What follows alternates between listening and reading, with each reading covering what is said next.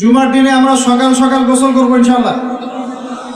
আগে আগে মসজিদে যাব, পায়ে হেঁটে মসজিদে যাব এবং ইমামের কাছাকাছি বসার চেষ্টা করব। ইমাম সাহেবের খুতবা মনোযোগ সহকারে শ্রবণ করার চেষ্টা করব এবং খুতবা চলাকালীন কথাবার্তা বলবো না, কাউকে ডিস্টার্ব করব না।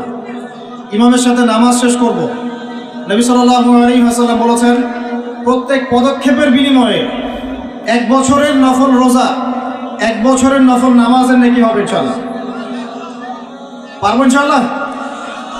3 নাম্বার, জুমার দিনে 2টা ওয়াক্ত আছে। কয়টা? 2টা ওয়াক্ত উলামায়ে কেরামের ইজতিহাদ। হাদিসে আছে একটা সময়, হাদিসে আছে একটা সময়। উলামায়ে কেরামের সালাফের ইজতিহাদ যে এটা দুটো হতে পারে, মানে এই সময়ও হতে পারে, এই সময়ও হতে পারে। যে সময়ে আপনি যে দোয়াই করবেন কবুল হবে ইনশাআল্লাহ। যে দোয়াই করবেন কবুল হবে ইনশাআল্লাহ। ভাইরা, 2টা ওয়াক্ত হচ্ছে, এক, যখন ইমাম সাহেব খুতবা শুরু করেন এই সময় থেকে নিয়ে নামাজ শেষ হওয়া পর্যন্ত এইটুক সময়ে দোয়া কবুল হবে ইনশাআল্লাহ। আমরা দোয়া কবুল হওয়ার ওয়াক্তগুলো জানি না, তাই দোয়া কবুলের জন্য এখানে ওখানে ধন্না দেয়। অথচ জুমার দিনে আল্লাহ পাক আপনার দোয়া কবুল করার জন্য একদম হাজির। জুমার দিন যখন খুতবা শুরু হবে আপনি দোয়া করা শুরু করবেন মনে মনে। আর খুতবার দ্বিতীয় অংশে ইমাম সাহেব দোয়া করেন, খুতবার দ্বিতীয় অংশে ইমাম সাহেব দোয়া করেন। আমরা বুঝি না বলেই দোয়ায় আমিন পর্যন্ত বলি না। কি বলি না? এই হচ্ছে আমাদের জেনারেশনের অবস্থা। আমরা জানিও না যে কোনটা দোয়া। বাংলাদেশের 90% মানুষ জেনারেল ব্যাকগ্রাউন্ডের, তাদের মধ্যে বেশিরভাগ মানুষই জানে না যে কোনটা দোয়া হচ্ছে। আরেকটা কথা হচ্ছে, এগুলো যে দোয়া, এটা যদি মসজিদ কমিটিও জানতো, আমার ধারণা ইমাম সাহেবের চাকরি থাকতো না। না বুঝে ঠিক বলছেন। ইমাম সাহেব দোয়া করে আল্লাহুম্মা আইজ্জাল ইসলাম ওয়াল মুসলিমিন, বলেন আমিন। ইমাম সাহেব দোয়া করেন আল্লাহুম্মা আইজ্জাল ইসলাম ওয়াল মুসলিমিন, আল্লাহ ইসলাম এবং মুসলমানদেরকে ইজ্জত সম্মান দান করো। বুঝলেন কি দোয়া করেন? আল্লাহ আপনি মুসলমানদেরকে আর ইসলামকে ইজ্জত এবং সম্মান দান করেন। তখন আমরা বলি আমিন। ওয়া আযিল্লাশ শিরকা ওয়াল মুশরিকিন, আল্লাহ শিরক এবং মুশরিকদেরকে আপনি জিল্লতি দেন, ধ্বংস করেন। বলেন ওয়া আযিল্লাশ শিরকা ওয়াল মুশরিকিন, শিরক এবং মুশরিকদেরকে অপদস্থ করো। আমরা বলি আমিন। ওয়া দাম্মির আ'দা'আদ-দ্বীন, আল্লাহ তোমার দ্বীনের শত্রুদেরকে তুমি শায়েস্তা করো। আমরা বলি কি? আমিন। ওয়া দাম্মির আ'দা'আদ-দ্বীন ওয়ানসুর ইবাদাকাল মুমিনিন, আল্লাহ তোমার মুমিন বান্দাদেরকে তুমি সাহায্য করো। ইমাম সাহেব বলেন আল্লাহুম্মা উনসুর মান নাসারা দীন মুহাম্মদ সাল্লাল্লাহু আলাইহি ওয়াসাল্লাম, ও আল্লাহ মুহাম্মদ সাল্লাল্লাহু আলাইহি ওয়াসাল্লামের দ্বীনকে যারা সাহায্য করে তুমি তাদেরকে সাহায্য করো। আমরা বলি কি? আমিন। ওয়া খাযুল মান খাযালা দীন মুহাম্মদ সাল্লাল্লাহু আলাইহি ওয়াসাল্লাম, আল্লাহ যারা নবীর দ্বীনের সাথে দুশমনি করে তাদেরকে আল্লাহ তুমি ধ্বংস করো। আমরা কি বলি? এখন বলেন এই দোয়ার অর্থ যদি বাংলাদেশের সবাই বুঝতো, তাহলে কি ইমাম সাহেব দোয়া করার সময় আমরা চুপ করে বসে থাকতাম, মোবাইল টিপতাম, একে অপরের সাথে গল্প করতে পারতাম মসজিদে? আর ইমাম সাহেবেরও কি চাকরি থাকতো? ইমাম সাহেবেরও চাকরি থাকতো?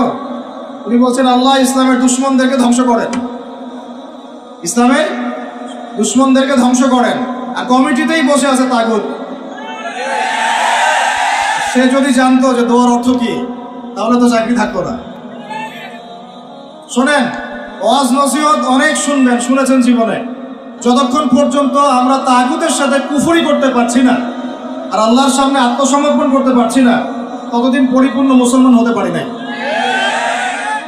আমি রেফারেন্স দিয়ে কথা বলছি। আল্লাহ পাক সূরা বাকারায় আয়াতুল কুরসি নাজিল করেছেন 255 নম্বর আয়াত। কত নম্বর? যেটা প্রত্যেক ফরজ নামাজের পরে পড়তে হয়, ঘুমানোর আগে পড়তে হয়, এবং এটা আপনাকে হেফাজত করবে। আল্লাহ পাকের রহমতে একজন ফেরেশতা আপনাকে প্রোটেক্ট করবে। ঠিক তার পরে একটা পড়ে দেখছেন কখনো? আয়াতুল কুরসি কয়জন পড়েছেন? আপনার এর পরের একটা কয়জন পড়েছেন? এই দেখেন আপনার আয়াতুল কুরসির পরের আয়াতটা শুনেন।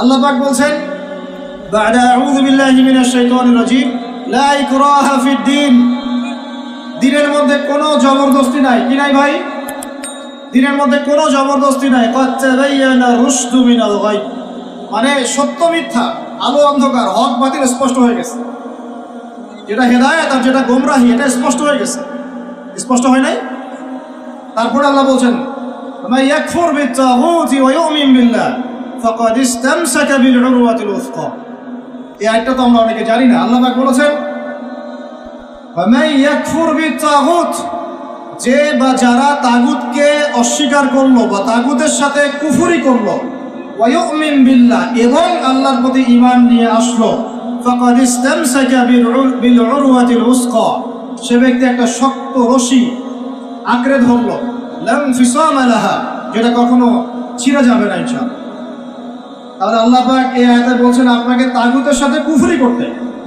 কার সাথে তাগুতের সাথে কুফরি করতে এবং মুমিন হতে ঈমানদার হতে হলে তাগুতের সাথে কুফরি করতে হবে আর তাগুতের প্রতি ঈমান রাখলে মুমিন হওয়া যাবে না কথা বোঝা যাচ্ছে তাহলে এখন ডেফিনেশন কি তাগুতের কাকে বলে এটা যেটার প্রতি কুফরি না করলে আমি মুমিন হতে পারবো না এক আল্লাহ বাদ দিয়ে যার ইবাদত করা হয় সেটা তাগুত আল্লাহ বাদ দিয়ে যার ইবাদত করা হয় সেটা তাগুত আল্লাহ বাদ দিয়ে এমন কারো দাসত্ব করা যেটা আল্লাহ রাব্বুল আলামিনের কোরআন এবং সুন্নাহ শরীয়তের মূলনীতির বাইরে তাগুত এমন কোন বিধান যেটার দাসত্ব করলে আল্লাহর কোরআনের বিধানকে অবজ্ঞা করা হয় ওটাও তাগুত এমন কোন সিস্টেম যে সিস্টেমটা আল্লাহ এবং তার রাসূলের বিধান মোতাবেক চলে না গায়রুল্লাহর বিধান মোতাবেক চলে ওটাও তাগুত আমার কথা কি বোঝা যাচ্ছে ভয় লাগতেছে তাগুতের সাথে কুফরি না করতে পারলে মুমিন হতে পারবে না এখন চট্টবটম সব তাগুত চট্টবটম সব তাগুত আমাদের উচিত ইসলামের মধ্যে এই আয়াতের অনুযায়ী আমল করা আল্লাহ পাক বলেছেন উদখুলু ফিস সিলমি কাফা তোমরা পরিপূর্ণরূপে ইসলামে প্রবেশ করো আংশিক প্রবেশ করো না ভাই আংশিক ইসলামে প্রবেশ করো না পরিপূর্ণ ইসলামে প্রবেশ করো আমরা এখন পর্যন্ত নামাজও পড়ি সুদও খাই মাশাআল্লাহ আমরা এখন পর্যন্ত নামাজও পড়ি বেপরদায় চলি নামাজও পড়ি বছর বছর হজ উমরাও করি মাঝে মাঝে দান সাদাকা করি কিন্তু যাকাত দেই না আমরা আল্লাহর বিধানের কথা বলি মুখে কালিমা লা ইলাহা ইল্লাল্লাহর কথা বলি ঠিকই কিন্তু অন্যায়ভাবে মানুষের উপর জুলুম করতেই আছি আমরা লা ইলাহা ইল্লাল্লাহ বলি ঠিকই তারপরেও লা ইলাহা ইল্লাল্লাহর একটা বিধানও বাস্তবায়ন করি না বাস এখন কতটুকু মুমিন আছি আর কতটুকু মুসলমান আছেন আর এই প্রোটেস্ট্যান্ট ভার্সন ইসলাম পালন করলে কি ফায়দা হবে এটা আপনি বুঝতে চেষ্টা করুন বলছিলাম যে অন্তত পক্ষে জুমার খুতবা চলাকালীন এবং জুমার খুতবায় যে দোয়াগুলো হয় তখন আমিনটুকু বলেন আমাদের আরবির এমনই বেহাল দশা ইমাম সাহেব কি তেলাওয়াত করছে ওইটুকু আমাদের জ্ঞান নাই ইমাম সাহেব তেলাওয়াত করছে ইয়া আইয়ুহাল্লাযীনা আমানু ইত্তাকুল্লাহ হে মুমিনগণ তোমরা আল্লাহকে ভয় করো ওয়া যারু মা বাকিয়া মিনার রিবা তোমরা সুদের অবশিষ্ট অংশ মানে সুদ ছেড়ে দাও ইন কুনতুম মুমিনিন যদি প্রকৃতপক্ষে মুমিন হয়ে থাকো তাহলে ছেড়ে দাও কি ছেড়ে দাও ভাই সুদ কে বলছেন আল্লাহ তারপরে আল্লাহ পাক বলেন ওয়া ইল্লাম তাফআলু যদি তোমরা সুদ না ছাড়ো ফাআযানু বিহারবি মিনাল্লাহি ওয়া রাসূলিহি তোমরা আল্লাহ এবং তার রাসূলের সাথে যুদ্ধের ঘোষণা শোনো কি বুঝলেন যে ব্যক্তি সুদ খায় সে কার সাথে যুদ্ধ করতেছে আর রাসূলের সাথে যে ব্যক্তি সুদ খায় সে আল্লাহর সাথে যুদ্ধ করে রাসূলের সাথে যুদ্ধ করে মুসল্লি যারা দাঁড়িয়ে আছে ইমাম সাহেব তেলাওয়াত করছে এই আয়াতটা মুসল্লি হাই উঠাচ্ছে এই হলো আমাদের আরবির অবস্থা কোরআনের যে ক আমরা জানি না এটা তার অবস্থা এই জন্যই বাংলাদেশের মতো জায়গায় যারা 1.5 মিনিটের খুতবা দিতে 30টা ভুল করে তারাও শায়েখ হয়ে বসে আছে 1.5 মিনিটের খুতবা, খালি ইন্নাল হামদুলিল্লাহি নাহমাদুহু ওয়া নাস্তাঈনুহু ওয়া নাস্তাগফিরুহু ওয়া নু'মিনু বিহি ওয়া নাতাওয়াক্কালু আলাইহি বলতে থাকতে হবে। 1.5 মিনিট লাগে। এর মধ্যে 30টা ভুল হচ্ছে। ভুলগুলো এমন যে একটার সাথে একটার অর্থ এত পার্থক্য হচ্ছে আসমান আর জমিন। বুঝেন, সূরার ফজিলত শুনেছেন, সূরা ভাষায় পড়বেন না। আগে আপনারা কোরআন তেলাওয়াত সহি করেন। কোরআন তেলাওয়াত সহি না করে কোরআন পড়তে আসেন না। কোরআন তেলাওয়াত পড়তে আসেন না মানে বুঝাচ্ছি তাফসিরে যায়েন না, তাফসির ব্যাখ্যা বিশ্লেষণ এখানে যায়েন না। আগে আপনাকে কোরআন তেলাওয়াত সহি করতে হবে। আগে কোরআন তেলাওয়াত সহি করতে হবে। আলহামদু অর্থ দ্বারাই আল্লাহ পাকের জন্য সমস্ত প্রশংসা। শুধু হায়ের মাখরাজ ভুল হলেই আলহামদু বললেই অর্থ উল্টা যায়। সমস্ত নিন্দা আল্লাহর জন্য। নাউজুবিল্লাহ, বলেন নাউজুবিল্লাহ। কুল হুয়াল্লাহু আহাদ শুনেছেন, কুলের কাফ ভুল হলে আপনার অর্থ চেঞ্জ হয়ে যাবে। পড়ছেন আলিফ লাম মিম যালিকাল কিতাব লা রাইবা ফিহি। আলিফ লাম মিম এটা এমন একটা কিতাব যে কিতাবে কোনো সন্দেহ নাই। লা মানে বলেন, লা মানে নাই, রাইব মানে সন্দেহ, ফিহি মানে এর মধ্যে, ফিহি মানে এর মধ্যে মানে কোরআনের মধ্যে। তো এখন লা মানে নাই, যেটাতে মদ আছে, আর যেটা লা, যেমন ইন্নাল ইনসানা লাফি খুসর, ইন্না নিশ্চয়ই, আল ইনসান মানুষ, মানব জাতি। লা মানে এখানে অবশ্যই, এই লা এর উপর মদ নাই। ফি মানে মধ্যে, খুসর মানে ক্ষতি। নিশ্চয়ই মানুষ অবশ্যই ক্ষতির মধ্যে আছে। এক লা এর অর্থ না, আরেক লা এর অর্থ অবশ্যই হ্যাঁ।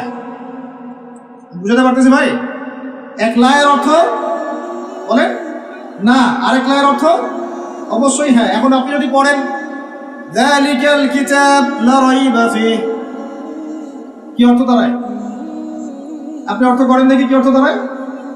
এটা এমন একটা বই, নাউজুবিল্লাহ, যে বইয়ের মধ্যে অবশ্যই আস্তাগফিরুল্লাহ, কি হলো এটা?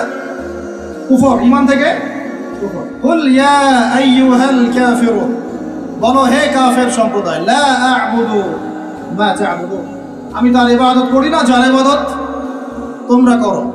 লা আ'বুদু, এখানে মত আছে, লা আ'বুদু, আমি ইবাদত করি না, মা তা'বুদুন, যার ইবাদত তোমরা করো। এটা ঈমান কি না? ঠিক আছে তেলাওয়াত। এখন যদি লাম চেঞ্জ করে দেন, যদি বলেন যে লা আ'বুদু মা তা'বুদুন, কি অর্থ হবে?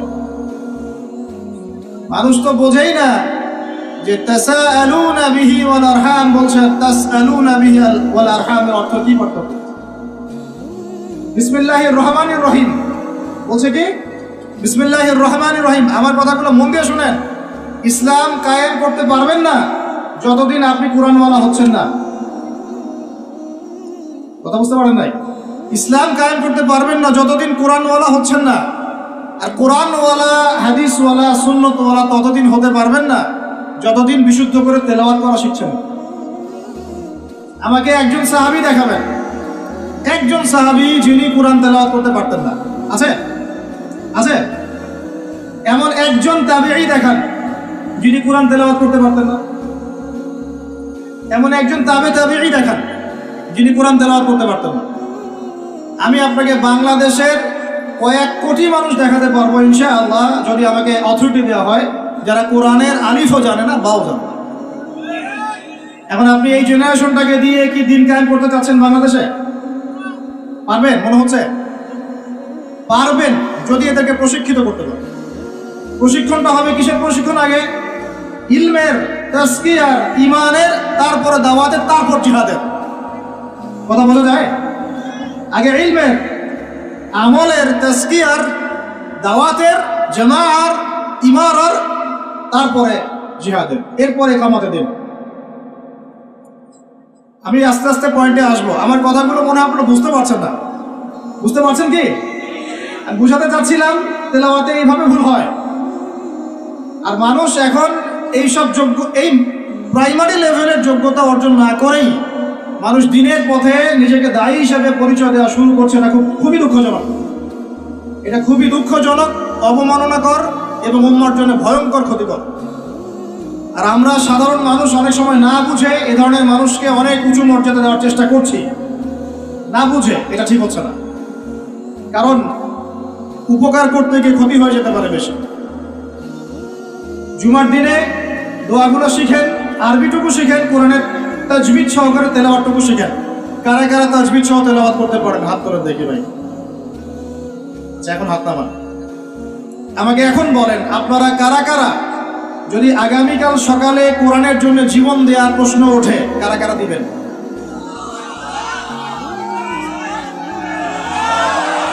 হাত নামান, হাত নামান।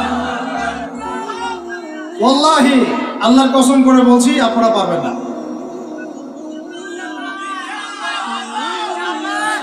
আচ্ছা আচ্ছা, ইনশাআল্লাহ আল্লাহ কবুল করেন। তাহলে আমাকে আগে কোরআন তেলাওয়াতটা সহি করে দেখান। জীবন দেওয়া অনেক পরের কথা, জীবন দেওয়া অনেক বড় কথা কি না? এটা কি এত সহজ? এত সহজ না ভাই, এত সহজ না। 3 দিনের রিমান্ডে একদম আপাতমস্তক সব চেঞ্জ হয়ে যাবে। কয়দিন? 3 ঘন্টা রিমান্ডে, মাত্র 3 ঘন্টা। বড় বড় ইমানদারের রিমান্ড দেখবেন যে বের হয়ে গেছে পিছন দিক দিয়ে, নাই শেষ নাই। এত সহজ না আল্লাহর জন্য জীবন দেয়া। আগে আল্লাহর জন্য তো আপনি নামাজই পড়তে পারছেন না, আপনি আল্লাহর জন্য তাহাজ্জুদই উঠতে পারছেন না। তাহাজ্জুদই তো উঠতে পারছি না আমরা তাহাজ্জুদে উঠতে না পারি, রাত্রে জেগে আছেন, রাতের একটা অংশ তো নামাজ পড়ছেন না। আল্লাহর জন্য তো আপনি দোয়া কালামগুলো মুখস্থ করলেন না, কুরআনটাও তেলাওয়াত করে এখনো শিখলেন না, 40টা হাদিস আপনি মুখস্থ বলতে পারছেন। এখন পর্যন্ত আল্লাহর জন্য আপনি হালাল খাওয়া শুরু করতে পারলেন না। আমি কাউকে উদ্দেশ্য করে কথা বলছি না, আমভাবে বলছি। তো যদি বলি এখানে যদি কেউ চোর থাকেন তার উপর একটা চর, তাহলে কি আপনি দাঁড়ায় বলবেন যে আমি সেই চোর? কিছু মানুষ তো বলছে আর কি। এখন বাদ দেন, আল্লাহর জন্য এখন পর্যন্ত আমরা হালাল খাওয়া তো ধরতে পারলাম না, সুদ খেয়ে যাচ্ছি। আয়াত একটা তেলাওয়াত করলাম, এটা আল্লাহর সাথে যুদ্ধ করা, নবীর সাথে যুদ্ধ করা। ইমাম সাহেব তেলাওয়াত করে, আমি বুঝি না, আমার হাই ওঠে। নামাজে দাঁড়ায় চেয়ার নিয়ে কারাকারি করি, কে আগে চেয়ার নিয়ে কারাকারি করি। নামাজে দাঁড়াই নড়াচড়া, মানে বুঝি না যে কি হচ্ছে নামাজে, কার সামনে দাঁড়িয়েছি, কি বলছি। আর আল্লাহ পাক যে আমাকে দেখছেন, আমার যে নামাজে আল্লাহর সামনে দাঁড়িয়ে আমি আছি, আল্লাহ পাকের সামনে আমাকে এভাবেই কিয়ামতের দিন মানে ইন্ডিভিজুয়ালি দাঁড়াতে হবে। নামাজ কি ফিলিংস দিবে? নামাজে দাঁড়িয়ে গা চুলকাচ্ছি, আঙ্গুল ফুটাচ্ছি, নড়াচড়া করছি, হাই উঠাচ্ছি। আর ইমাম সাহেব যদি একটু তেলাওয়াতটা লম্বা করে ফেলছে, ব্যাস, তাহলে তো অবস্থা খারাপ, পরের দিন থেকে চাকরি নাই। এতগুলো কথা আমি ভূমিকায় বলতে চাই নাই, শুধু মূল কথাটা হচ্ছে এখানে ভাই আমাদের সবাইকে আগে বেসিকটা ঠিক করতে হবে। রাজি আছে কি নাই? ওয়াজ শুনে কোনো লাভ নাই ভাই, আমার ওয়াজ শুনে কোনো লাভ হবে না। আপনি যদি আপনার বেসিক ঠিক না করেন, আমার ওয়াজ করেও কোনো লাভ নেই। আপনাকে হয়তো এটার জন্য আমি কিছু আজার পাবো, নিয়াত ঠিক থাকলে আপনি শুনেছেন, আপনার কোনো ওজর থাকবে না কালকে আমাদের মাঠে, ব্যাস এতটুকুই। আদতে এই বাংলার জমিনে দিন কায়েম হবে না। আর আমার মনে হয় না যে আমরা সবাই চাই যে আমরা দিনটা কায়েম করি, আমার মনে হয় না আমরা সবাই এটা চাই। গুটি কয়েক কিছু মানুষ চায়, বাকিরা মনে করে কি দরকার এত ঝামেলায় যাওয়ার, কি দরকার, ভালোই তো আছি, স্ত্রী সন্তান বউ বাচ্চা নিয়ে আসি, চাকরি বাকরি করছি, ব্যবসা বাণিজ্য করছি, খাচ্ছি যাচ্ছি, এভাবেই কবরে যাব। কয়জন ফিকির করে যে আমি একটা তাফসির লিখে যাই, বা একটা বই লিখে যাই, বা আমি অ্যাটলিস্ট কিছু হকের কথা বলে যাই, বা আমি অ্যাটলিস্ট একটা অ্যাসোসিয়েশন ফর্ম করি, দিনের জন্য কিছু করি, বা আমি অ্যাটলিস্ট একটা মসজিদ মাদ্রাসা করে তুলি, বা আমি যুবকদেরকে শিক্ষিত করার জন্য বা দিনের পথে আনার জন্য কোনো ফিকির করি, বা আমি আলেমদেরকে একসাথে করার একটা ফিকির করি। কয়জনের এই ফিকিরগুলো থাকে? আসলে সেলফি, ভিডিও, ছবি, এই মানে বাহ্যিক আবেগ, এগুলো দিয়ে ভাই কিচ্ছু হবে না। আমার আগেও এখানে বসে বসে, এরকম মঞ্চে বসে বসে বহু বরেণ্য ওলামায়ে কেরাম ওয়াজ করে গেছেন বাংলার মাটিতে, এবং তাদের অনেকেই কারাগারে চলে গেছেন। বহু মানুষ তাদের ওয়াজ শুনে ঠিক ঠিক বলতো, গরম গরম বক্তব্য দিতেন, এবং মানুষও ঠিক ঠিক বলতেন। জনগণও তাকে আর উস্কে দিত যেন সে আরো গরম বক্তব্য দেয়।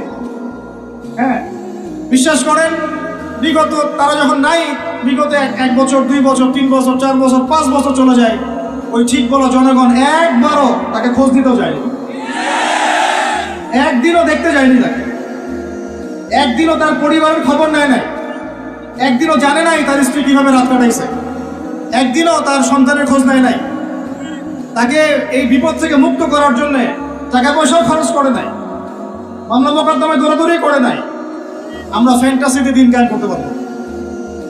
আমার কথা একটু তিক্ত, কিন্তু কথাগুলো বাস্তব। আজ না হোক কাল বুঝবেন ইনশাআল্লাহ, আজ না হোক কাল বুঝবেন ইনশাআল্লাহ। এখন 2023 সাল চলছে, 1444 হিজরি চলছে।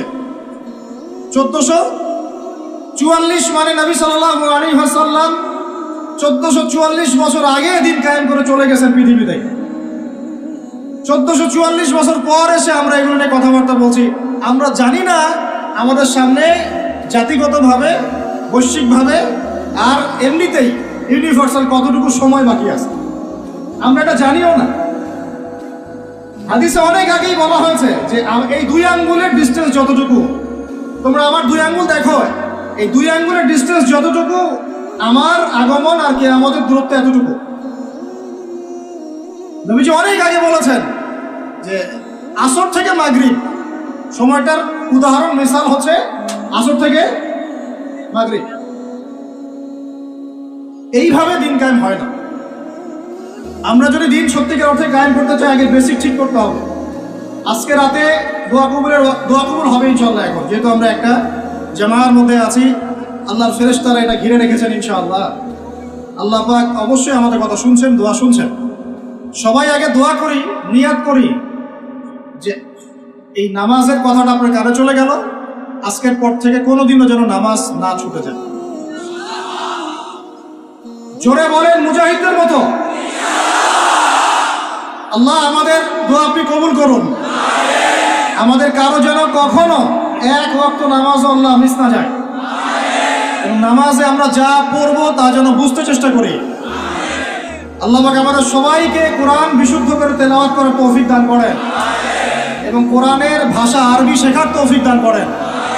আরবি না শিখে আমরা দাওয়াতি কাজে আসবো না, এবং আমরা সবসময় মুহাক্কিক ওলামায়ে কেরামের সাথে থাকবো। তাদের সাথে থেকে আমরা দিন শিখব, তাদের সহবতে থাকব, তাদের কাছে পরামর্শ করব, তাদের কাছে সিলেবাস করে নিয়ে পড়াশোনা করব, করে নিজের যোগ্যতাকে বাড়াবো ইনশাআল্লাহ। আল্লাহ পাক আমাদের দোয়া যেন কবুল করেন। আমরা সবাই হালাল খাবো আগে ইনশাআল্লাহ, কোনোভাবেই হারাম রিজিকে যাব না ইনশাআল্লাহ। আল্লাহর সাথে যুদ্ধ করব না, নবীর সাথে যুদ্ধ করব না, সুদভিত্তিক অর্থনীতির সাথে আমাদের যেন কোনো সম্পর্ক না থাকে। যদিও এটা এই বিশ্বে একদম অলমোস্ট ইম্পসিবল। আমি বলছি অলমোস্ট ইম্পসিবল। এই বিশ্বে সুদভিত্তিক অর্থনীতির অক্টোপাসের এই চক্রজাল থেকে বের হওয়া অলমোস্ট ইম্পসিবল, কিন্তু একেবারে অসম্ভব নয়। আল্লাহ পাক যদি তৌফিক দেন আর আমাদের নিয়ত যদি ঠিক থাকে, ইনশাআল্লাহ চেষ্টা করলে আল্লাহ পাক রাস্তা দেখাবেন ইনশাআল্লাহ। স্বেচ্ছায় সুদ খাবো না, কারণ নবীজি বলছেন 4 শ্রেণীর মানুষকে আমি লানত করলাম, অভিশাপ। 4 শ্রেণীর মানুষকে আমি অভিশাপ করলাম। 1 শ্রেণী যে সুদ খায়, 1 শ্রেণী যে দেয়, 1 শ্রেণী সাক্ষী থাকে, আর 1 শ্রেণী লিখে রাখে। আর আপনি যে জবটার জন্য এত ট্রাই করছেন, আলটিমেটলি জবটা এই 4টার কোনো একটা দিয়ে পড়বে। বুঝতে পারেন না? আলটিমেটলি আপনি যে জবের জন্য ট্রাই করছেন, এখন দিনরাত একাকার করে দেখেন কোনো না কোনোভাবে এই 4টার মধ্যে পড়ে যায় কিনা। পড়ে গেলে আপনার আমার উপরেও নাউজুবিল্লাহ আল্লাহ নবীর লানত অভিশাপ চলে আসবে।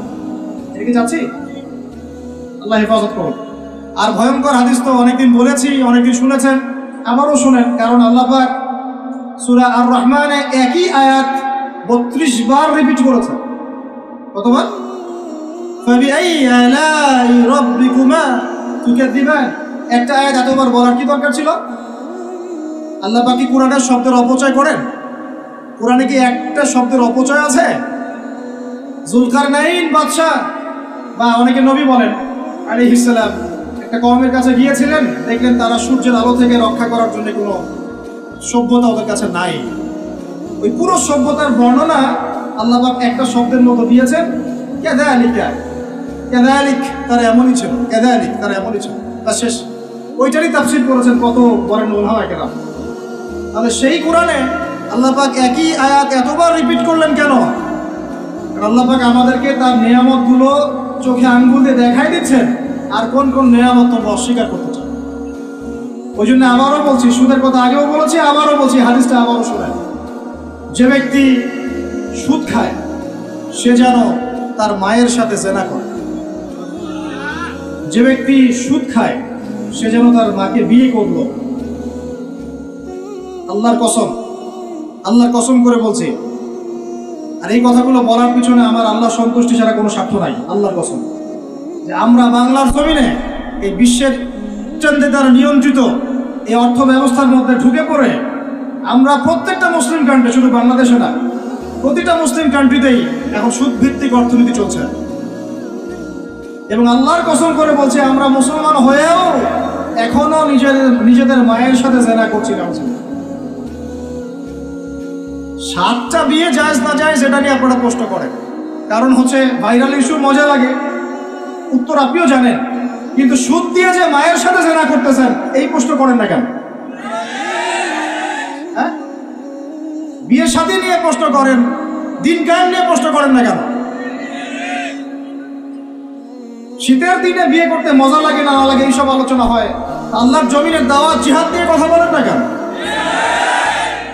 যুব সমাজকে কিভাবে আল্লাহর দিকে নিয়ে আসা যায়, একটা সূত্রে গেঁথে ফেলা যায়, বরেণ্য ওলামায়ে কেরামদেরকে কিভাবে একটা জামায়ার মধ্যে আনা যায়, একটা আমিরুল মুমিনিন নিয়ে আসা যায়, এইসব চিন্তা করেন না কেন? সারাদিন কি এইসব মাসলা মাসাইল শিখতে থাকবেন? সারা জীবন এগুলোই করতে থাকবেন? সময় নাই হাতে আমাদের। এই জায়গাগুলো কে পূরণ করবে? এই জায়গাগুলো তো খালি হয়ে যাচ্ছে দিন দিন, কে পূরণ করবে? অনলাইনে বসে বসে পোস্ট লেখা সহজ, সমালোচনা করা সহজ, একটা কমেন্ট করা সহজ, লাইক শেয়ার দেওয়া সহজ। এই চেয়ারগুলো আপনি এসে পূরণ করেন, আসেন। এই চেয়ারগুলো উম্মার নেতৃত্ব প্রদানকারী জায়গাগুলো আপনারা পূরণ করেন, আসেন। পড়াশোনা করেন, সাহসী হন, সবরের পরিচয় দেন, মুজাহাদা করেন, প্রশিক্ষিত হন, হয়ে আসেন, কথা বলেন, জামায়া গড়ে তোলেন, উম্মাকে নেতৃত্ব দেন, আসেন। এই জায়গাগুলো কাদের জন্য ছেড়ে দিচ্ছেন আপনারা? এই উম্মার দায়িত্ব আবু তো আদনানের নয়, এই উম্মতের দায়িত্ব আব্দুল মালিক সাহেবের নয়, এই উম্মতের দায়িত্ব এই মুস্তাকুর নবী হুজুর, ওসামা ভাই, আহমদুল্লাহ হোসেন, এই ইন্ডিভিজুয়াল মানুষদের নয়। একজন ব্যক্তির উপরে, কয়েকজন ব্যক্তির উপরে আপনি দায়িত্ব চাপাই দিতে পারবেন না। উম্মার প্রত্যেকটা ব্যক্তির দায়িত্ব আছে এই উম্মাকে বিজয়ী করার জন্য। আপনি চিন্তা করেন, আয়নার সামনে দাঁড়ান, আয়নার সামনে দাঁড়ায় চিন্তা করেন না যে সারাটা জীবনে 30-32 বছর বয়স হয়ে গেল, 40-50 হয়ে গেল, এই উম্মাহ আপনার কাছ থেকে কি পেয়েছে এখন পর্যন্ত? এই উম্মাহ আপনার কাছে কি পেয়েছে? কয়টা বই পেয়েছে? কয়টা লেকচার পেয়েছে? কয়টা অ্যাসোসিয়েশন পেয়েছে? কয়টা ইকোনমিক প্রজেক্ট পেয়েছে? কয়টা জামা, কয়টা ইমারা, কয়টা দাওয়া, কয়টা মসজিদ, কয়টা মাদ্রাসা, কি পেয়েছে উম্মাহ আপনার কাছে? আমি আপনার কলবে আঘাত করতেই আসছি। আমার কথায় আপনি আঘাত পাবেন আমি জানি। এই আঘাতটা আপনাকে আল্লাহর পথে নিয়ে আসবে ইনশাআল্লাহ। এই আঘাতটা ইনশাআল্লাহ আমাদের এই তরুণ ভাইদেরকে আল্লাহর পথে নিয়ে আসবে ইনশাআল্লাহ। সাহসী মানুষদের মতো বলেন ইনশাআল্লাহ। এই আওয়াজগুলা ইনশাআল্লাহ আমাদেরকে আল্লাহর পথে নিয়ে আসবে ইনশাআল্লাহ। প্রত্যেক ঘরে ঘরে একজন করে হাফেজ তৈরি করেন, প্রত্যেক ঘরে ঘরে একজন দিনদার মেয়েকে বিয়ে করেন, প্রত্যেক ঘরে ঘরে যে বাচ্চাগুলো হবে এই বাচ্চাগুলোকে ইসলামী শিক্ষায় শিক্ষিত করেন, প্রত্যেক ঘরে ঘরে অন্তত একটা করে আলেম তৈরি করেন। একটা আইয়ুবী দেন আমাদেরকে, একটা খালিদ বিন ওয়ালিদ দেন, একজন আপনি আমাকে ওমর ইবনে খাত্তাব দেন, একজন মুসআব বিন উমাইর দেন, একজন খুবাইব দেন, একজন মুসআব বিন উমাইর দেন। কাদের নাম বলবো? একজন তারিক বিন জিয়াদ দেন, একজন বিন কাসিম দেন। একটা সন্তান দেন আমাদের, একটা সন্তান মানুষ করেন। একটা 10টা-20টা বাচ্চা নিচ্ছি, একটাও মানুষ হয় না। আলেম পরিবারের সন্তান মুদিখানার দোকানে ব্যবসা করে কেন খাবেন আপনি? আপনার এই উম্মতের উপর দায়িত্ব আছে। আমাদের দায়িত্ব খালি মধু বিক্রি করা, দাঁড়িয়ে টুপি বিক্রি করা, আতর বিক্রি করা? ইসলামের দিকে আসার সাথে সাথেই কেন আপনার এদিকে চলে যান? উম্মাকে কে নেতৃত্ব দিবে? আমরা দিব? আমাদের কোনো ক্ষমতা আছে? আমাদের কোনো জ্ঞান আছে? আমাদের কোনো সেই যোগ্যতা আছে? আমাদের দিকে আঙ্গুল তুলতে পারবেন আপনি? কারণ আল্লাহর কসম আল্লাহর জমিনে সবচেয়ে গুনাহগার বান্দা আমরাই। যদি আমরা সত্যিকারের নেতৃত্ব প্রদান করার যোগ্যতা অর্জন করতে পারতাম, এতদিনে আমাদের হাতে দিন বিজয় হয়ে যেত। নাই সেটা আমার মধ্যে, নাই সেটা হয়তো আমাদের মধ্যে, পারছি না আমরা। আপনাকে দায়িত্ব নিতে হবে। একজন ভাই গার্মেন্টস ব্যবসায়ী, তিনি এত বড় একটা আয়োজন করতে পারেন, তার দায়িত্ব পালন করতে পারেন। আপনারও তো অর্থ সম্পদ আছে, একটা ইসলামিক ইউনিভার্সিটি করেন, একটা বড় একটা মার্কাজুল কোরআন, মার্কাজুল ইলম গড়ে তোলেন, ওলামা ইকরামদের একটা জামায়া গড়ে তোলেন। কিছু পারেন না, অথেন্টিক বইগুলোকে প্রচার করার ব্যবস্থা করেন, কিছু কিছু অথেন্টিক মিডিয়া প্রডিউস করেন। তোমরা জেনারেল লাইনে পড়াশোনা করে কয়জন বিজ্ঞানী হচ্ছ? একটা সফটওয়্যার আবিষ্কার করতে পারছি না আমরা ইসলামিক, হাতে গোনা যায় অ্যাপস, 3-4টা অ্যাপস ইসলামিক। প্রযুক্তি আমাদের নিজস্ব হাতে তৈরি করা না, আমাদের স্বতন্ত্র মিডিয়া নাই। এই মিডিয়াগুলো দিয়ে কিছু হয় না, এগুলো বরং কোনো কোনো ক্ষেত্রে ফেতনাও ছড়ায় বেশি। হিংসা নিয়ে যদি মানুষ পরকালে যায়, নেক আমলগুলা আগুনের মতো খেয়ে ফেলবে, নবী সাল্লাল্লাহু আলাইহি ওয়াসাল্লাম বলেছেন। আমরা এটাকে ফরজ করে নিয়েছি নিজেদের মধ্যে। ভাই, আপনারও তো যোগ্যতা আছে, আপনারও তো কিছু করার আছে। একটা অ্যাপস আবিষ্কার করেন, একটা বই লিখেন, একটা মাদ্রাসা করেন, একটা মসজিদ করেন, একটা ইসলামিক ইউনিভার্সিটি করে তোলেন, স্বতন্ত্র ইসলামিক মিডিয়া করে তোলেন। সবচেয়ে বড় কথা, কাজ যেগুলো হয় সেগুলো বিক্ষিপ্ত হয়ে যায়। এগুলো কোনো একটা সূত্রে গাঁথা না। এখানে একটা মাহফিল, ওখানে একটা, ওখানে একটা, ওখানে একটা, এখানে একটা মাদ্রাসা, ওখানে একটা, ওখানে একটা, এখানে একটা। 4জন 4ভাবে চিন্তা করেন, 4জন 4ভাবে চলেন। এখানে একটা সংগঠন ইসলামিক, ওখানে একটা, এখানে আর একটা, ওখানে একটা। একটা ওয়াল উম্মাহ জামাআ নাই বাংলাদেশে। তো আপনারা বলেন না আমাকে, এই উম্মাহকে কিভাবে আমরা বিজয় নিয়ে যাব? আমাকে আপনারা বলেন। ছোটখাটো প্রশ্ন করা বাদ দিয়ে আপনারা আমাকে উত্তর দেন, কিভাবে আপনি এই দুনিয়াতে আল্লাহ পাকের দ্বীন ইসলাম কায়েম করবেন? পথ পদ্ধতি কি আপনার কাছে? কি পথ পদ্ধতি, কিভাবে শুরু করবেন? তারপরে কি, তারপর কি, তারপর কি, তারপর কি? গন্তব্য কোথায়? আর আমি বলি আপনাদেরকে, গন্তব্য কোথায়? আমাদের গন্তব্য কোথায়? আল্লাহর কসম করে বলতেছি, আল্লাহ রাব্বুল আলামিনের কোনো পরোয়া নাই যদি বাংলাদেশে দিন কায়েম না হয়, যদি পাকিস্তানে না হয়, মালয়েশিয়াতে না হয়, এইখানে না হয়, ওইখানে না হয়, আল্লাহর কোনো পরোয়া নেই, কিছু যায় আসে না। কারণ আখিরুজ্জামান স্টাডি করলে আপনি পাবেন যে অবশ্যই অবশ্যই নবী ঈসা ইবনে মারইয়াম এই পৃথিবীতে আবার আসছেন ইনশাআল্লাহ। এবং তিনি আসার আগেই মুসলিমদের মধ্যে একজন ত্রাণকর্তা আসবেন। তার নাম মুহাম্মদ। তার নাম কি? মুহাম্মদ। বাবার নামও আব্দুল্লাহ, মায়ের নামও আমিনা। মিল থাকবে বংশের। উঁচু নাক, চওড়া কপাল, নবী সাল্লাল্লাহু আলাইহি ওয়াসাল্লামের চেহারার সাথে সাদৃশ্য থাকবে। মুসলমানদেরকে নেতৃত্ব দিবেন ইনশাআল্লাহ। আমি বলছিলাম আল্লাহ পাকের কোনো পরোয়া নাই, কারণ এই হাদিসগুলো স্টাডি করলে আপনি দেখবেন মুসলমানদের হাতে আসতে যাচ্ছে ইনশাআল্লাহ। ওইখানে ঈসা আলাইহিস সালাম 40 বছর ইসলামী খেলাফত কায়েম করবেন ইনশাআল্লাহ। খিলাফত নাই, ইসলামের প্রতিষ্ঠার কথা আপনি ভুলে যান। খিলাফত ছাড়া ইসলামী প্রতিষ্ঠার কথা ভুলে যান। ঈসা আলাইহিস সালাম এসে কোনো সন্ধি করবেন না। ইউনাইটেড নেশনসে গিয়ে বলবেন না যে আমাকে একটা স্বাধীন রাষ্ট্র প্রতিষ্ঠার অনুমোদন দেন, তিনি এই কথা বলবেন না।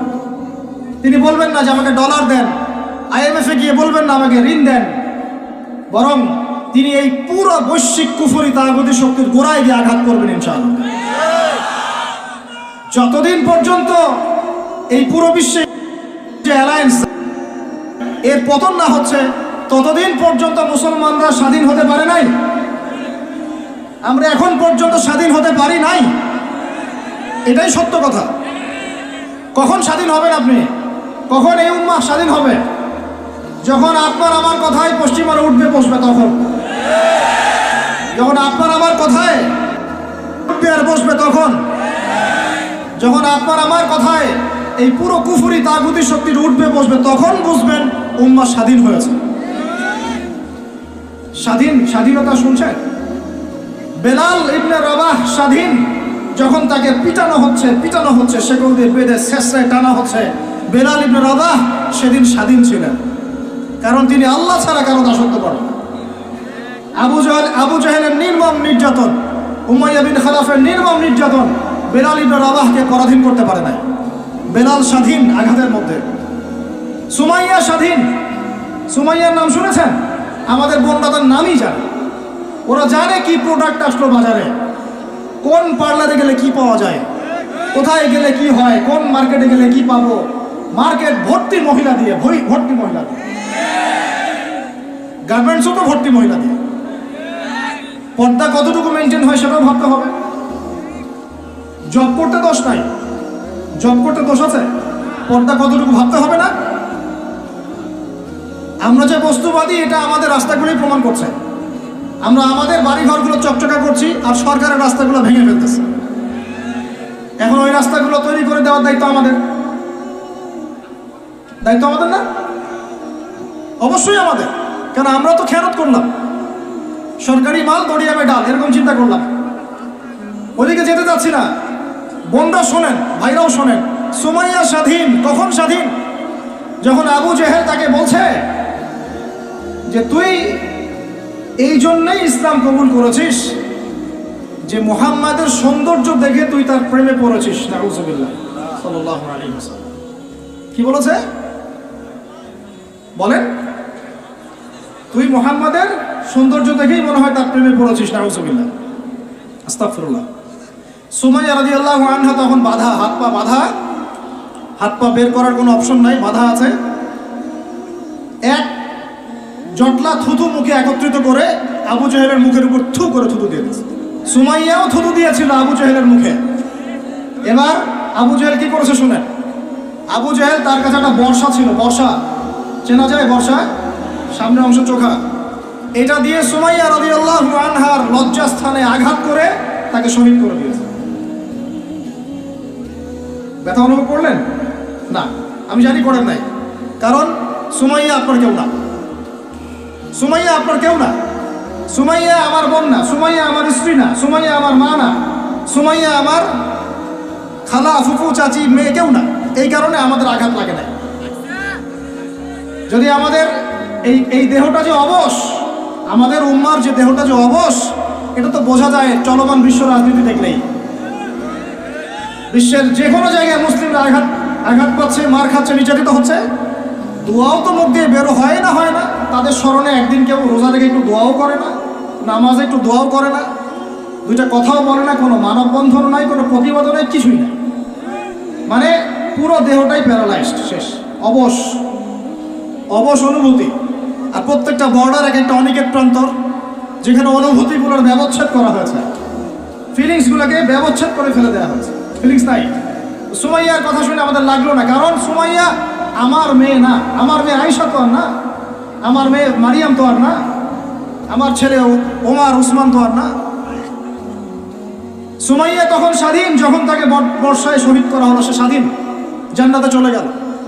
জুলাইবিস একজন সাহাবী ছিলেন, ছোটখাটো মানুষ, ইসলাম কবুল করে আসছেন। খায়বার যুদ্ধের দিন নবী সাল্লাল্লাহু আলাইহি ওয়াসাল্লাম তার হাতে তাকে তলোয়ার দিয়েছেন এবং তাকে যুদ্ধে মানে অগ্রগামী যে সৈনিকরা থাকে প্রথম কাতারের দিকে, সেখানে থাকার মানে চান্স দিয়েছেন।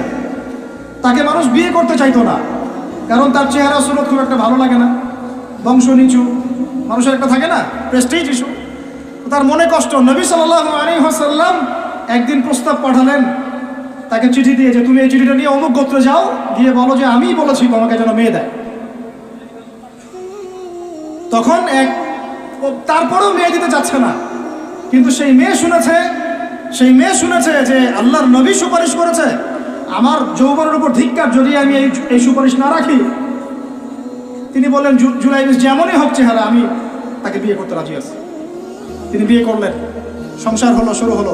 এই সাহাবী খায়বার যুদ্ধে শহীদ হলেন। নবী সাল্লাল্লাহু আলাইহি ওয়াসাল্লাম তার চারপাশে দেখলেন, তার চারপাশে 12 জন ইহুদির লাশ পড়ে আছে। কয়জন? একাই 12 জনকে হত্যা করেছে এই সাহাবী। সুবহানাল্লাহ। আল্লাহর নবী তাকে নিজের হাতে কোলে নিয়েছেন, কোলে মানে তার দেহটা এরকম ছিল আর কি, খুব লম্বা চওড়া না, নিজের হাতে কোলে নেওয়ার মতো নিয়ে নিজ হাতে তিনি তাকে দাফন করলেন। আর বললেন যে আমার এই সাহাবীর জন্যে হুরে নেঈনরা তাদের দরজা খুলে দিয়েছেন, তিনি তখন স্বাধীন। স্বাধীন ওমর ইবনুল খাত্তাব তখন স্বাধীন। কখন স্বাধীন? ওমর রাদিয়াল্লাহু আনহু যে কোরআন খুলে সূরা তাহা পড়ছেন, তাহা পড়তে পড়তে তার ভিতরে ফিলিংস চলে আসলো যে না, এটা আল্লাহর পক্ষ থেকে আসছে। তিনি বলছেন, খুজুনি ইলা রাসূলিল্লাহি ওয়া আসহাবি, আমাকে আল্লাহ রাসূলের কাছে নিয়ে চলো, তার সাহাবীদের কাছে নিয়ে চলো। তাকে নিয়ে যাওয়া হলো। ভিতরে হামজা ছিলেন রাদিয়াল্লাহু আনহু, তাকে টেনে নিয়ে আসলেন ভিতরে। বলছেন, তরোয়াল নিয়ে আসছো কি জন্য? হ্যাঁ, আলা তানতাহি হাত্তা ইয়াজআল আল্লাহু বিকা কারিয়া, ততক্ষণ পর্যন্ত কি তুমি ক্ষান্ত হবে না যতক্ষণ আল্লাহর গজব না আসছে তোমার উপরে? ওমর ইবনে খাত্তাব বলছেন, ইয়া রাসূলুল্লাহ, হে আল্লাহর রাসূল, জিতুকা উমিনু বিল্লাহি ওয়া রাসূলিহি, আমি আপনার কাছে এসেছি আল্লাহ এবং আপনার প্রতি ঈমানদার হয়ে এসেছি। ওয়া বিমা জিতা বিহি মিন ইনদিল্লাহ, এবং আপনি আল্লাহর পক্ষ থেকে যা নিয়ে এসেছেন এই কোরআনের প্রতি ঈমানদার হয়েই আমি আপনার কাছে এসেছি। আশহাদু আল লা ইলাহা ইল্লাল্লাহ ওয়া আশহাদু আন্না মুহাম্মাদান আবদুহু ওয়া রাসূলুহু, কালিমা পড়লেন, মুসলিম হলেন, স্বাধীন হলেন। আগে পরাধীন ছিলেন। বুঝতে পারছেন না কথা? এরপরে তিনি সবার দরজায় গিয়ে নক করলেন। আবু জাহেলের বাসায় নক করে বলছেন, হাল আলিমতা আন্নী কদ আসলামত, তুমি কি জানলা যে আমি ইসলাম কবুল করেছি? আবু জাহেল, তুমি কি জানলা, শুনলা যে আমি ইসলাম কবুল করেছি? আরেকজনের বাসায় যান, উমাইয়া বিন খালাফ, হাল আলিমতা আন্নী কদ আসলাম, তুমি কি জানলা আমি ইসলাম কবুল করেছি? ওয়াত্তাবা'তু মুহাম্মদ সাল্লাল্লাহু আলাইহি ওয়াসাল্লাম, আমি আল্লাহর রাসূলের ইত্তেবা করেছি। এরপর কুরাইশদের এই কাবার সামনে গিয়ে বলছেন, ইয়া মা'শারাল কুরাইশ, হে কুরাইশ তোমরা শুনো, ই'লামু আন্নী কদ আসলামত, তোমরা জেনে রাখো যে আমি ইসলাম কবুল করেছি। ওয়া শাহিদতু আল্লা ইলাহা ইল্লাল্লাহ ওয়া আন্না মুহাম্মাদান আবদুহু ওয়া রাসূলুহু। এবার কুরাইশরা গিয়ে তার উপর আক্রমণ শুরু করলো। 40 জন 50 জন গিয়ে তাকে জাপটে ধরতেছে, তিনি একাই লড়তেছেন সবার সাথে। একজন এসে পরামর্শ দিচ্ছেন, ওই যে আপনারা যারা হিকমতের দোহাই দিয়ে কাপুরুষতাকে আড়াল করতে চান তারা শুনেন ওয়াজটা ভালো করে। যারা হিকমতের দোহাই পেরে কাপুরুষতাকে আড়াল করতে চান তারা শোনেন। উনি এসে বলেছেন যে আফালা কুনতা কাতান্ত, তুমি কি ইসলাম কবুলের এই বিষয়টাকে গোপন রাখতে পারতা না? কি দরকার ছিল এভাবে প্রকাশ্যে বলার? কি দরকার ছিল এভাবে কাফেরদের সাথে একটা দ্বন্দ্বে জড়ানোর? শোনেন তারপরে তিনি কি বলছেন। তিনি বলছেন যে ওয়াল্লাহি, আল্লাহর কসম করে বলছি, লা উফাররিকান্না বাইনাল হাক্কি ওয়াল বাতিল কামা ফাররাকাল্লাহু বাইনাল লাইলি ওয়ান নাহার, আল্লাহু আকবার। তিনি বলছেন, আল্লাহর কসম করে বলছি, আমি রাত এবং দিন আল্লাহ পাক যেভাবে আলাদা করে দেন এইরকম করে আমি সত্য আর মিথ্যা আলাদা করে দেব ইনশাআল্লাহ। আল্লাহু আকবার। এরপরে তার নাম হয়েছে আল ফারুক। কি নাম হয়েছে? ওমর এখন স্বাধীন। বলেন আমাকে, উম্মাহ স্বাধীন? উম্মাহ স্বাধীন? কিছু করতে গেলেই বলবে স্যাংশন দিয়ে দিব, কিছু বললে বলবে যে একদম টাকার মান কমাই দিব। আরও কিছু যদি বলতে চায় আমাদের প্রশাসন গভর্নমেন্ট, তারা যদি আরও বড় পদক্ষেপ নিতে চায়, প্রশাসন গভর্নমেন্ট যদি বলতে চায়, বলতে পারে বা বলে ওই ইউনাইটেড নেশনসে গিয়ে যে আমরা আমাদের দেশ থেকে আমাদের সেনাবাহিনী পাঠাবো, আমাদের পক্ষে, আমাদের মুসলিমদের পক্ষে যুদ্ধ করবে, এই কথা যদি বলতে পারে বা বলে, দেখবেন তাদের সমস্ত শক্তি দিয়ে বাংলাদেশকে আক্রমণ করে ফেলছে। আর আপনি আমাকে বলেন আমরা স্বাধীন? উম্মাহ স্বাধীন? ওই তাগুতি শক্তির, বিশ্ব কুফরি শক্তির পরাজয় না হওয়া পর্যন্ত মুসলমানরা স্বাধীন না। আর ঈসা ইবনে মারিয়াম এই গাল গল্প করতে আসবেন না, তিনি মানুষকে খালি সুরসুরি মার্কা ওয়াজ করতে আসবেন না, তিনি আসবেন ওই গোড়ায় আঘাত করতে ইনশাআল্লাহ। আল মাহদি মানুষকে সুরসুরি মার্কা ওয়াজ করবেন না, খালি ফজিলত আর ফজিলত, এভাবে নয়। তিনি আসবেন দাওয়াতের মিশন নিয়ে, উম্মাহকে ঐক্যবদ্ধ করবেন, কুফারদের সাথে মুসলমানদের একদম হবে, তারপরে এদের একটা একটা করে খুঁজে বের করে ইনশাআল্লাহ। আল্লাহর কসম করে বলতেছি, আমাদের একটা মুসলিম ভাইয়ের রক্ত বৃথা যাবে না, একজন শিশুর রক্ত বৃথা যাবে না ইনশাআল্লাহ। একজন বোনের ইজ্জতের মূল্য ওদেরকে দিতে হবে ইনশাআল্লাহ। 1914 সাল থেকে 2023 পর্যন্ত প্রায় 3.5 লক্ষ মানুষকে হত্যা হয়েছে, এর হিসেব ওরা দিবে ইনশাআল্লাহ। এর হিসেব আমরা নিব ইনশাআল্লাহ, আমরা ছাড়বো না ইনশাআল্লাহ। আর মনে রাখেন, আমাদের এখানে কি হবে তারপরও আল্লাহ পাক করবেন না। আল্লাহ পাক জানেন কোন জায়গা থেকে দিন কায়েম করতে হবে। ঈসা ইবনে মারিয়াম 40 বছর ওই তাখত থেকে, ওই সিংহাসন থেকে পুরো বিশ্বটাকে শাসন করবে ইনশাআল্লাহ। আপনারা আঞ্চলিক রাজনীতি নিয়ে পড়ে আছেন থাকেন, আমি বিশ্ব রাজনীতি নিয়ে কথা বলছি। আঞ্চলিক পলিটিক্স নিয়ে আমার কোনো আগ্রহ নাই, কারণ আমি জানি এই পুরো সাবকন্টিনেন্ট শাসন করবে ঈসা আলাইহিস সালাম। যদি আমরা তার পক্ষের লোক হয়ে যাই তাহলে আমরা ইজ্জত সম্মান পাবো ইনশাআল্লাহ। আর যদি আমরা তার বিপক্ষে চলে যাই দেখবেন জিল্লতি আর জিল্লতি নেমে আসবে, আল্লাহ মাফ করুন। এখন শুনেন, ইবনুল খাত্তাব স্বাধীন এইখানে হামজা রাদিয়াল্লাহু আনহু স্বীকার করে আসছেন। যুব ভাই আপনি শুনেন, এই যে ওমরের কথা বললাম, এরকম একটা ছেলে আমাকে দিতে পারবেন ঘর থেকে, প্রত্যেকটা ঘর থেকে পারবেন?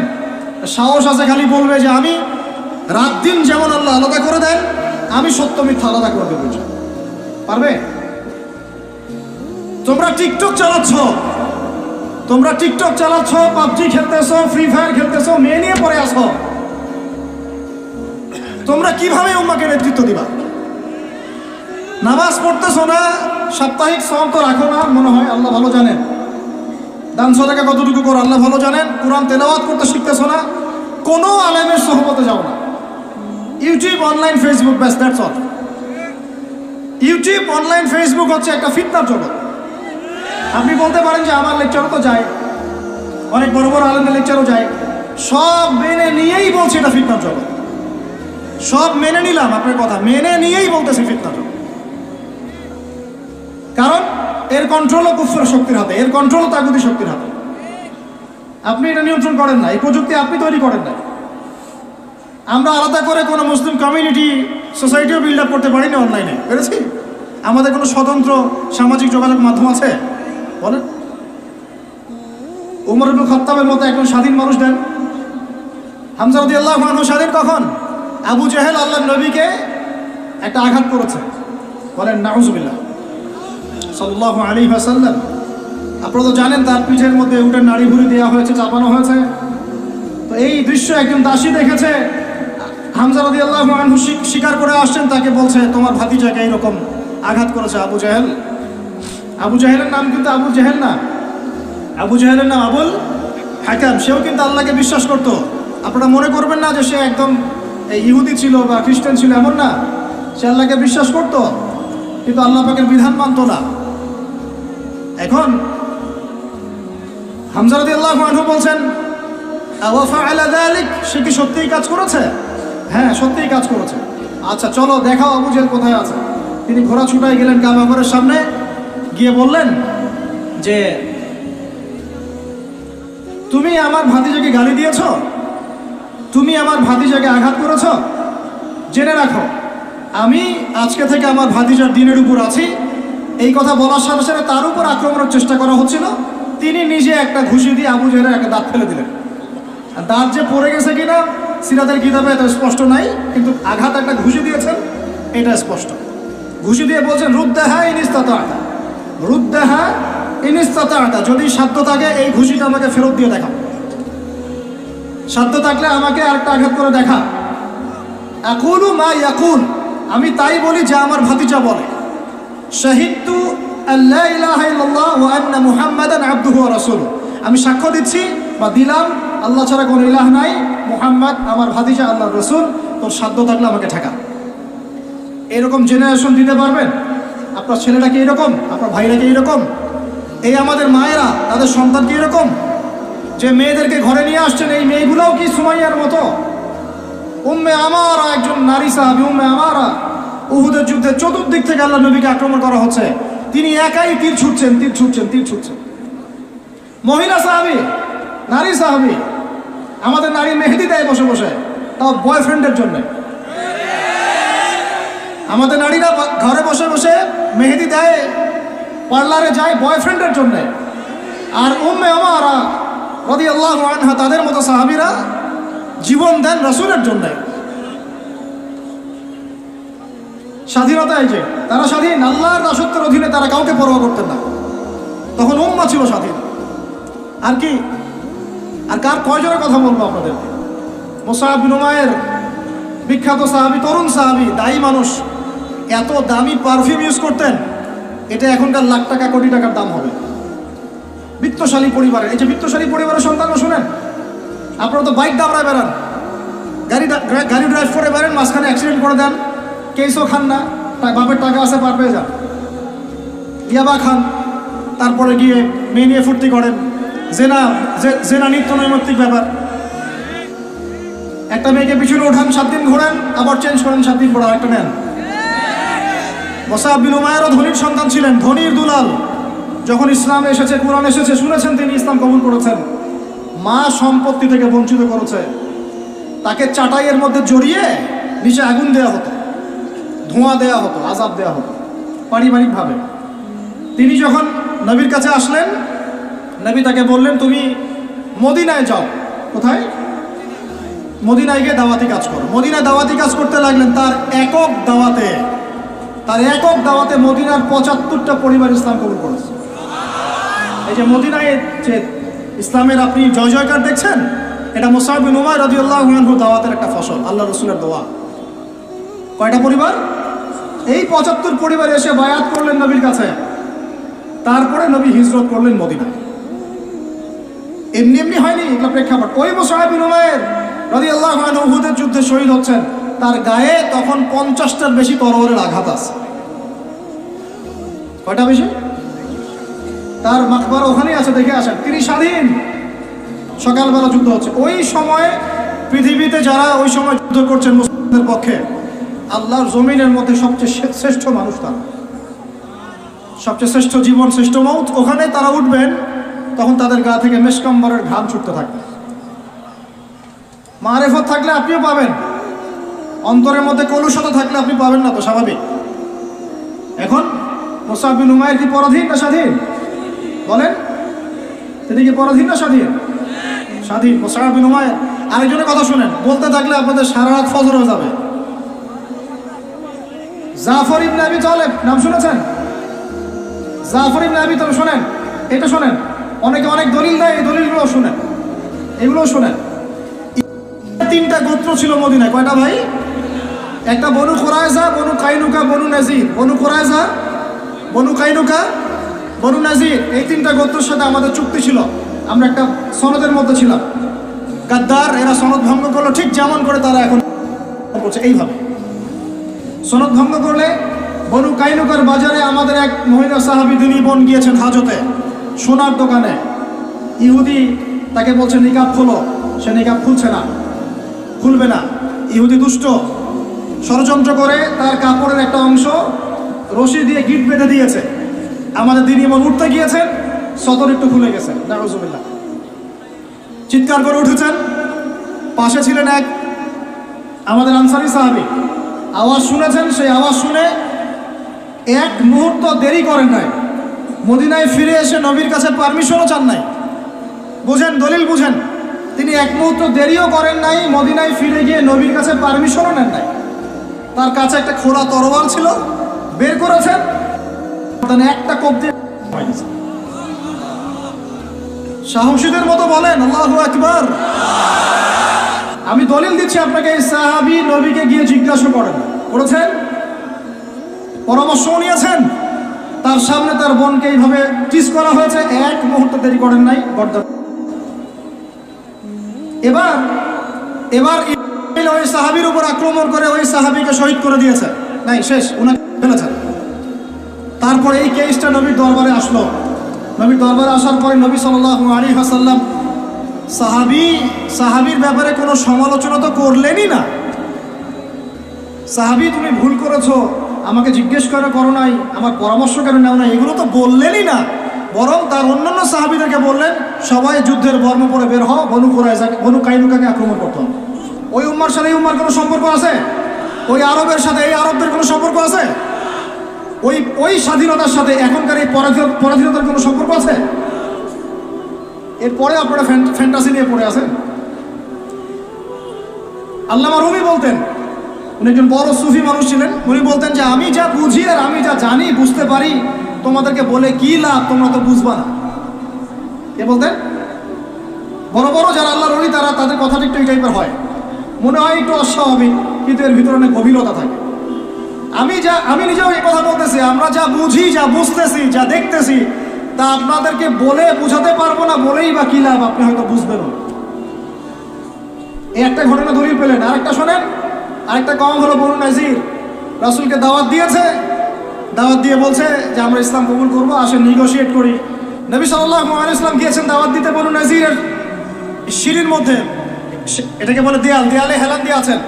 উপর থেকে এরা ওই চাকি আছে না, চাকি যেটা দিয়ে আমরা ধান ভাঙে আগেকার মায়েরা বোনেরা, বড় বড় যে লোহার আর পাথরের, এইগুলো উপর থেকে ফেলে তাকে হত্যা করার চেষ্টা করেছিল বনু নাজির। কোন গোত্র? বনু নাজির। আল্লাহ নবী জিবরাইল আলাইহিস সালামের মাধ্যমে জানতে পারলেন, সেখান থেকে উঠলেন, উঠে বললেন যে ঠিক আছে বনু নাজিরকে আমরা অবরোধ করব। 1.5-2 মাস অবরোধ করে রাখা হলো, সূরা হাসরে পড়ে দেখেন। এরপরে এরা নিজেদের ঘরবাড়িগুলো কাঁধে করে নিয়ে মদিনা থেকে বিতাড়িত হলো। বনু নাজির দলিল নাম্বার 2। 3 বনু কুরাইজা, বাকি আছে শুধু একটা, এখন বনু কুরাইজা। বনু কুরাইজাকে বলা হচ্ছে আমাদের সাথে থাকবে, অন্যদের সাথে যাইতে পারবো না। Okay fine. খন্দকের যুদ্ধে 10,000 সেনাবাহিনী নিয়ে আবু সুফিয়ান আক্রমণ করেছে মদিনা, অবরোধ করে রেখেছে। এই সুযোগে বনু কুরাইজা কুরাইশদের সাথে মিলে আমাদের সাথে গাদ্দারি করল। আল্লাহ নবী যুদ্ধ শেষ করে বনু কুরাইজায় গিয়ে গিয়ে কেউ আসরের নামাজ পড়বা না, ওদের সাথে গিয়ে মীমাংসা করতে হবে। তারপরে ওখানে গিয়ে ওদেরকে অবরোধ করা হলো। সাদ বিন মুআজ রাদিয়াল্লাহু আনহু হাতে এই বনু কুরাইজার এক একজন বালেক যারা ছিল, এদের সবার